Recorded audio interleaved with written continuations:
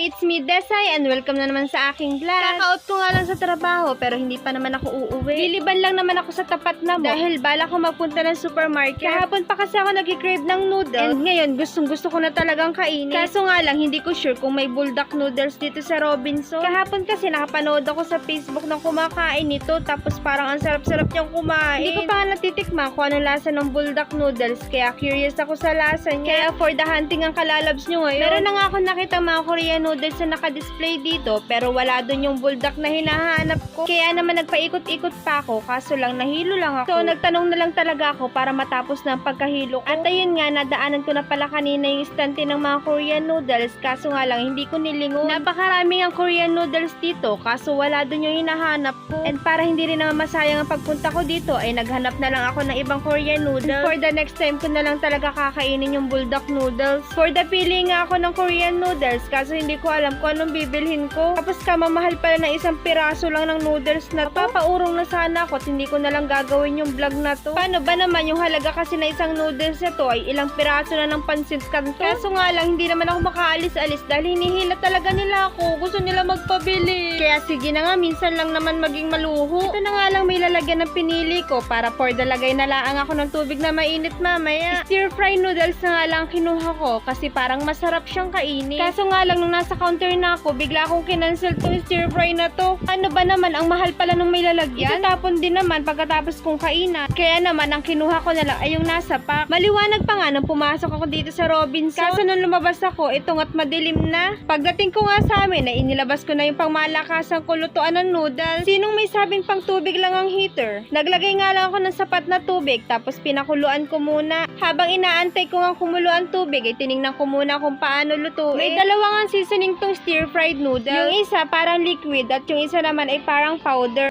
Hinati ko nga muna ang noodles para magkasya sa bibig ng heater. And ayan na, for the lagay na ako. Binantayan ko na nga talaga para hindi mag-overcook. Ang pangit pa naman talagang kainin ng noodles pag sobrang luto. After nga ng ilang minuto ay drinain ko na ang tubig. Saktong-sakto nga lang ang pagkakaluto ko sa noodles. Pagkatapos ko nga ilagay ang noodles sa malaking plato ay sinunod ko naman ang seasoning. Una ko na nga nilagay ay itong liquid. Medyo nagugustuhan ko yung amoy niya. Tapos hindi pa ako nakontento at tinikman ko pa tama na hindi ko na dapat ginawa. Sabi na wala akong tiwala sa kulay pulang packaging niya. Pero sana naman nga ay kayanin ko ang anghang at talaga namang masasayang. Sunod ko namang inilagay ito namang isang seasoning na parang powder cheese naman siya. And habang inilalagay ko nga itong powder cheese ay tuloy naman ang andar din ng bibig ko gawa ng baby curl ko. Pagkatapos ay minekos-mekos ko na insa. Tuloy-tuloy nga lang paghalo ko dyan at tuloy-tuloy din naman ang pangingilam ng baby curl ko. At ayan nga, tikimen time naman kalalabs. Kain po tayo. Baby Jay!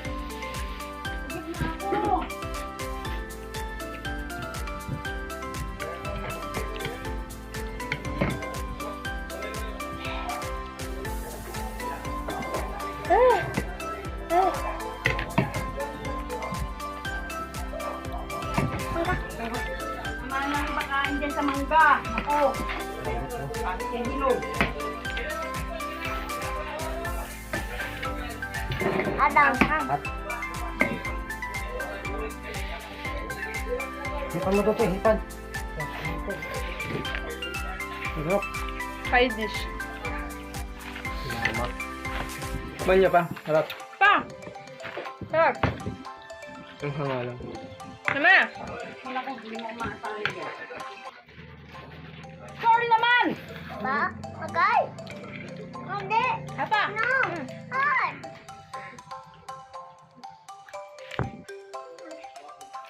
Huwag niyo masyadong painaman ng...